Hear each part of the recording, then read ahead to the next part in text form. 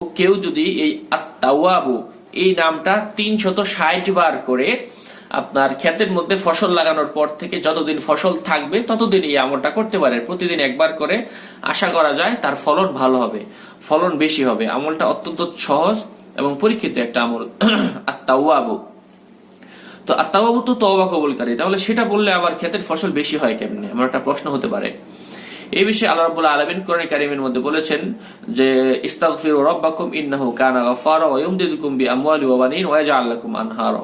তো এই আয়াতের অর্থের মধ্য থেকে তওবা করলে অনেকগুলো ফজিলতের মধ্য থেকে একটা ফজিলত হলো আপনার ফসল বেশি হবে।